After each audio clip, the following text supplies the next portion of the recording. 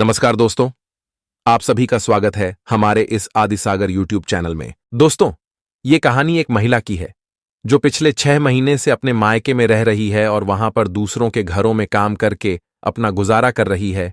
एक दिन सुबह सुबह जब वह काम पर जाने के लिए घर से निकलती है तो अचानक उसकी नजर एक कार पर पड़ती है। यह कार डीएम साहब की थी और धीरे धीरे उनके घर की तरफ आ रही थी। अब इस कार को देखकर वह महिला ठिठक जाती है और उसे ध्यान से देखने लगती है। तभी उसके घर के थोड़ी दूर आकर वह कार रुकती है। कार से उसका अनपढ़ पति उतरता है। जैसे ही वह महिला यह सब देखती है तो हैरान रह जाती है। आखिर कौन थी वह महिला और किस कारण उसका अनपढ़ पति डीएम साहब की कार से उतरा था? पूरी सच्चाई जानने के लिए वीडियो को अंत तक जरूर देखें। दोस्तों, जिसका कमेंट सबसे प्यारा और सबसे ज्यादा लाइक्स वाला होगा उसे सरप्राइज गिफ्ट के तौर पर एक सैमसंग गैलेक्सी मोबाइल दिया जाएगा। वीडियो को पूरा देखने के बाद अपने विचार हमें कमेंट बॉक्स में जरूर बताएं। दोस्तों, उत्तर प्रदेश के एक छोटे से गांव में एक लड़की रहती थी जिसका नाम था प्रीति। प्रीति पढ़ाई लिखाई में बहुत होशियार थी। उसने 12वीं तक की पढ़ाई करने के बाद अभी अभी ग्रेजुएशन में एडमिशन लिया था। प्रीति पढ़ लिख कर एक बड़ी अधिकारी बनना चाहती थी, लेकिन उसकी गरीबी उसके सपनों को कुचल रही थी। उसके पिता के पास अधिक पैसे नहीं थे, फिर भी वे जैसे तैसे करके अपनी बेटी को सरकारी कॉलेज में पढ़ा रहे थे। एक दिन जब प्रीति कॉलेज जा रही थी तो रास्ते में एक व्यक्ति जो बाजार के काम से आया था उसे देख लेता है। प्रीति बहुत सादगी से कॉलेज जाती थी, न इधर उधर देखती न किसी से बात करती, बस जमीन की ओर नजरें झुकाए चलती थीं। उस व्यक्ति को प्रीति का यह स्वभाव बहुत पसंद आता है। वह व्यक्ति पास के गांव का एक जमींदार था जिसके पास काफी पुश्तैनी जमीन और संपत्ति थी और उसके 2 बेटे थे। प्रीति को देखने के बाद वह व्यक्ति कॉलेज जाता है और वहां से उसके बारे में जानकारी इकट्ठा कर लेता है। उसे प्रीति के घर का पता भी मिल जाता है। इसके बाद वह जमींदार प्रीति के पिता के पास जाता है और उनसे उनकी बेटी का हाथ अपने बड़े बेटे के लिए मांगता है। प्रीति के पिता यह सुनकर हैरान रह जाते हैं और कहते हैं, साहब, क्यों मजाक कर रहे हैं? हम लोग गरीब जरूर हैं, लेकिन हमसे इस तरह का मजाक मत कीजिए। इस पर जमींदार कहता है, नहीं, मैं मजाक नहीं कर रहा। मुझे तुम्हारी बेटी का स्वभाव बहुत पसंद आया। मुझे अपने बेटे के लिए ऐसी ही सादगी और संस्कारों वाली बहू चाहिए। मुझे दहेज में कुछ नहीं चाहिए। अगर तुम्हारे पास शादी की व्यवस्था करने के लिए पैसे नहीं हैं तो मैं अपनी तरफ से सारी तैयारियां करवा दूंगा, बस तुम हाँ कर दो। अब प्रीति के पिता सोच में पड़ जाते हैं। उनके पास पैसे भी नहीं थे और ऊपर से बेटी की शादी भी आसानी से हो रही थी, तो उन्होंने रिश्ते के लिए हाँ कह दिया। शाम को जब प्रीति कॉलेज से लौटती है तो उसके पिता उसे बताते हैं, बेटी, तुम्हारी शादी के लिए एक अच्छा रिश्ता आया है। हमने हाँ कह दिया है। बहुत बड़ा घराना है, ढेर सारी पुश्तैनी जमीन है। वहां तुम्हारी शादी हो जाएगी तो तुम रानी बनकर रहोगी। यह सुनकर प्रीति घबरा जाती है। पिताजी, मैं पढ़ लिख कर एक बड़ी अधिकारी बनना चाहती हूं। प्लीज मेरी शादी मत करवाइए। लेकिन पिता गहरी सांस लेते हुए कहते हैं, बेटी, मेरे पास इतने पैसे नहीं हैं कि मैं तुम्हें पढ़ा लिखाकर अधिकारी बना सकूं। और अगर मैं तुम्हारी पढ़ाई जारी भी रखूं तो इसकी क्या गारंटी है कि तुम अधिकारी बन ही जाओगी? इससे अच्छा है कि तुम शादी कर लो। प्रीति अपने पिता की मजबूरी को देखती है। उसकी आंखों में आंसू आ जाते हैं। फिर वह धीमे स्वर में कहती है, ठीक है पिताजी, अगर आप ऐसा चाहते हैं तो ऐसा ही सही। इसके बाद प्रीति के पिता जमींदार को खबर भिजवा देते हैं और दोनों की शादी पक्की हो जाती है। जमींदार के 2 बेटे थे। एक और कारण था प्रीति से शादी करवाने का। जमींदार के बड़े बेटे की शादी नहीं हो रही थी क्योंकि वह ज्यादा पढ़ा लिखा नहीं था और पैसे के कारण उसकी बदनामी भी हो चुकी थी। गांव में चर्चा थी कि ये लोग किसी की इज्जत नहीं करते और न ही किसी से ढंग से बात करते हैं। इसी वजह से जमींदार ने प्रीति से अपने बड़े बेटे की शादी करवाने का फैसला कर लिया। कुछ दिनों बाद प्रीति की शादी हो जाती है और वह अपने ससुराल आ जाती है। वह अपने सास ससुर की सेवा करती और अपने पति की इच्छाओं का सम्मान भी करती थी। एक दिन प्रीति अपने पति से कहती है, मुझे पढ़ाई जारी रखनी है। अगर आप मेरी आगे की पढ़ाई करवा दें तो बहुत अच्छा होगा। लेकिन उसका पति, जो कि 10वीं फेल था, गुस्से में कहता है, पढ़ाई करने की कोई जरूरत नहीं है। हमारे पास पैसों की कोई कमी नहीं है, तो तुम्हें आगे पढ़ने की जरूरत ही क्या है? घर के अंदर आराम से रहो, घर संभालो। वैसे भी तुम्हें बच्चे ही पालने हैं। ऐसा कहकर उसने साफ मना कर दिया। लेकिन उसी घर में उसका एक छोटा देवर था, जिसका नाम था अमित। अमित बीए में पढ़ाई कर रहा था। उसकी पढ़ाई को देखकर प्रीति बहुत खुश होती थी। अमित का स्वभाव अपने बड़े भाई से बिल्कुल विपरीत था। वह अपनी भाभी का आदर करता और उसे मां की नजरों से देखता था। उधर अमित के माता पिता भी बड़े नेक दिल और समझदार थे, लेकिन उसका भाई विजय पूरी तरह से दौलत के घमंड में चूर था। अब इसके बाद जब अमित पढ़ाई करता रहता, तो प्रीति अपने सपनों को अमित के अंदर जीने लगती। वह अमित को एक बड़ा अधिकारी बनने के लिए प्रेरित करने लगती।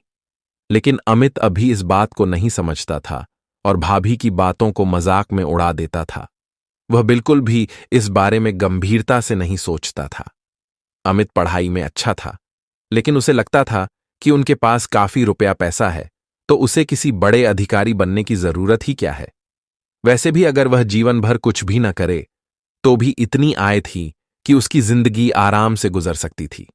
इसी वजह से वह फिलहाल अपनी भाभी की किसी भी बात पर गौर नहीं देता था। लेकिन तभी एक दिन अचानक जब वह एक होटल में बैठा हुआ था, वहां कलेक्टर साहब आए। उनका रुतबा देखकर वह एकदम से हिल गया। कलेक्टर साहब के पास सिक्योरिटी थी, सरकारी गाड़ी थी और साथ में ड्राइवर भी था। यह सब देखकर वह पूरी तरह से हैरान हो गया और सोचने लगा, अगर ऐसा रुतबा हो तो यह पैसा भी इसके सामने कुछ नहीं।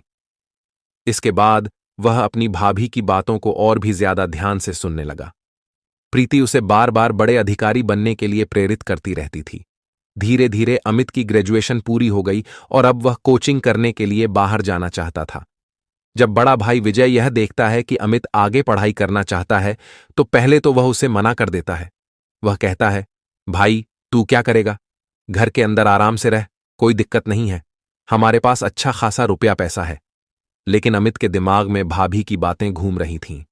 प्रीति ने उसे समझाया था कि बड़े अधिकारी का रुतबा अलग होता है और पैसे से सब कुछ नहीं खरीदा जा सकता। साथ ही उसने खुद अपनी आंखों से कलेक्टर साहब का रुतबा देख लिया था। यही वजह थी कि अब वह अपनी पढ़ाई के लिए जोर देने लगा। जब विजय ने देखा कि छोटा भाई उसकी इच्छा के विरुद्ध जा रहा है, तो वह उसे कड़े शब्दों में मना करने लगा। नहीं, मैं तुम्हें पढ़ने के लिए बाहर नहीं जाने दूंगा। अमित यह सुनकर गुस्से में आ गया और बड़े भाई से बहस करने लगा। इसी दौरान विजय गुस्से में कह देता है, हमारी तरफ से तो कुछ भी कर, लेकिन तुम्हें इस बात के लिए सपोर्ट नहीं करूंगा। अगर तुम्हें आगे की पढ़ाई करनी है, तो घर से तुम्हें एक भी पैसा नहीं मिलेगा। दरअसल विजय फिलहाल घर का बड़ा बेटा था और पूरे घर की जिम्मेदारी उसी के हाथ में था। माता पिता ने उसे समझाने की बहुत कोशिश की, लेकिन वह अपने घमंड में इतना चूर था कि उसने साफ साफ मना कर दिया। अब जब अमित को अपने सपने टूटते हुए नजर आने लगे, तो वह एक शाम अपनी भाभी प्रीति से बात कर रहा था। उस समय विजय घर पर नहीं था। तभी प्रीति कुछ पैसे लाकर अमित को देती है। ये लो अमित, ये रहे पैसे, इन पैसों से अपनी जिंदगी बनाओ और एक बड़ा अधिकारी बनकर दिखाओ, लेकिन यह बात तुम्हारे भाई को पता नहीं चलनी चाहिए। ये कहकर उसने अपने वे पैसे दे दिए जो वह अब तक इकट्ठा कर रही थी। शादी के समय जो भी पैसे उसके पास इकट्ठे हुए थे, उसने उन्हें बचा कर रखा था। अमित को जब पैसे मिले, तो उसने अपने माता पिता की आज्ञा ली और कोचिंग के लिए बड़े शहर चला गया। इधर जब विजय को पता चला कि अमित घर छोड़कर चला गया है, तो उसे बहुत गुस्सा आया। लेकिन चूंकि अमित ने उससे पैसे नहीं लिए थे, इसलिए वह कुछ नहीं कह सका। धीरे धीरे समय बीतता गया और अमित को और भी पैसों की जरूरत पड़ने लगी। इसके बाद वह अपने पिता से इस बारे में बात करता है, लेकिन पिता पूरी तरह से लाचार थे, क्योंकि घर का पूरा लेन देन बड़े बेटे विजय के हाथ में था और विजय बिल्कुल भी नहीं चाहता था कि उसका छोटा भाई अमित पढ़ाई लिखाई करके कामयाब बने। इस वजह से अमित काफी चिंता में रहता था और यह बात कहीं न कहीं से प्रीत को पता चल जाती है। जब प्रीति को पता चलता है कि उसके देवर को पैसों की जरूरत है, तो वह अपने ससुर जी को अपने गहने निकाल कर दे देती है। वे गहने जो उसके ससुर ने नहीं, बल्कि उसके पति विजय ने उस पर चढ़ाए थे। प्रीति भावुक होकर कहती है, इन गहनों को ले जाओ और इन्हें बेचकर अमित को दे देना। ताकि वह पढ़ लिख कर एक बड़ा अधिकारी बन सके। यह सब देखकर सास ससुर की आंखों में आंसू आ जाते हैं। वे अपनी बहू को पाकर अपने आप को धन्य मानते हैं और कहते हैं, बेटी, जरूर हमने पिछले जन्म में कोई अच्छे कर्म किए होंगे जो तू हमारे परिवार में आई है। अगर तू नहीं होती तो अमित की पढ़ाई बिल्कुल भी नहीं हो पाती। इसके बाद अमित के पिता उन गहनों को बेच देते हैं और पैसे अमित तक पहुंचा देते हैं। सभी लोग इस बात को बड़े बेटे यानी विजय से छुपा लेते हैं और चुपचाप परिवार में यह सब कुछ चलता रहता है। धीरे धीरे समय बीतता है और अमित एक कलेक्टर बन जाता है। इसके बाद वह वहीं से यानी जहां उसकी ट्रेनिंग हो रही थी वापस नहीं आता, बल्कि वहीं से आगे की ट्रेनिंग के लिए भी चला जाता है। अमित ने अपने परिवार में यह बात नहीं बताई थी कि वह कलेक्टर बन चुका है। वह चुपके से अपनी ट्रेनिंग पूरी करके अपने घर वालों को सरप्राइज देना चाहता था। उसकी अपने माता पिता से बातचीत तो होती रहती थी, लेकिन उसने कभी भी यह महसूस नहीं होने दिया कि वह अब एक बड़ा अधिकारी बन चुका है। वह हमेशा यही कहता, अभी तो मुझे लगभग 2 साल और लगेंगे। इसके बाद जब अमित के पिता उससे पैसों के लिए पूछते हैं तो वह मना कर देता है। उसे पता होता है कि उसकी भाभी उसके लिए पैसों का इंतजाम करने में काफी संघर्ष कर रही है। इसी वजह से वह ट्रेनिंग के दौरान पैसों से इनकार कर देता है और कहता है, फिलहाल मुझे सैलरी मिल रही है, अब आपको पैसे देने की जरूरत नहीं है। मेरा ज्यादा खर्चा नहीं आता, मैं यहीं से अपना इंतजाम कर लेता हूं। धीरे धीरे अमित की ट्रेनिंग 1.5 साल में पूरी हो जाती है। उसी दौरान यह सारी बातें विजय को पता चल जाती हैं कि उसकी पत्नी प्रीति ने न केवल अपने पैसे बल्कि अपने सारे गहने भी बेच दिए ताकि अमित की पढ़ाई का खर्चा पूरा हो सके। विजय को यह सब तब मालूम पड़ता है जब एक शाम उसके माता पिता आपस में चर्चा कर रहे होते हैं, हमारी बहू कितनी नेक है, अगर वह ना होती तो अमित की पढ़ाई कभी पूरी नहीं हो पाती। यह सुनकर विजय क्रोध से उबल पड़ता है। उसके मन में ईर्ष्या और गुस्से का सैलाब उमड़ने लगता है। वह तुरंत अपने माता पिता पर बरस पड़ता है, आप सबने मिलकर मुझे धोखा दिया। मेरे मना करने के बावजूद अमित को पढ़ने भेजा गया और आपको सब कुछ पता था, फिर भी मुझसे छिपाया। इसके बाद विजय गुस्से में भरा हुआ प्रीति के पास जाता है और बिना कुछ सोचे समझे उस पर चीखने चिल्लाने लगता है। वह प्रीति पर जुल्म ढाते हुए कहता है, जब मैंने मना किया था तो तुमने उसके लिए पैसे क्यों दिए? मेरी कोई अहमियत नहीं है, मेरे कहे का कोई मोल नहीं। प्रीति उसे समझाने की बहुत कोशिश करती है और शांत स्वर में कहती है, शिक्षा सबसे बड़ी दौलत होती है। अगर अमित पढ़ लिख कर बड़ा अधिकारी बन जाएगा तो लोग तुम्हारी और भी ज्यादा इज्जत करेंगे, तुम्हारा नाम ऊंचा होगा। लेकिन विजय के मन में गुस्से और जलन की आग धधक रही थी। ऊपर से वह खुद पढ़ाई में असफल रहा था, इसलिए यह सब उसे सहन नहीं हो रहा था। उसका अहंकार उसे सही और गलत का फर्क समझने नहीं दे रहा था। आक्रोश में पागल होकर वह उसी रात प्रीति को बेरहमी से धक्के देकर घर से बाहर निकाल देता है और गरजते हुए कहता है, अगर इतना ही शौक है दूसरों को पढ़ाने का तो जाओ, अब उसी के पास जाओ। इस घर में तुम्हारे लिए कोई जगह नहीं है। यह सब देखकर विजय के माता पिता का दिल टूट जाता है। उनकी आंखों में आंसू आ जाते हैं और वे भीतर से बेहद दुखी हो जाते हैं। वे अपनी बहू की इस दशा पर विचलित हो उठते हैं, लेकिन अपने बड़े बेटे के क्रोध और अभिमान के आगे विवश महसूस करते हैं।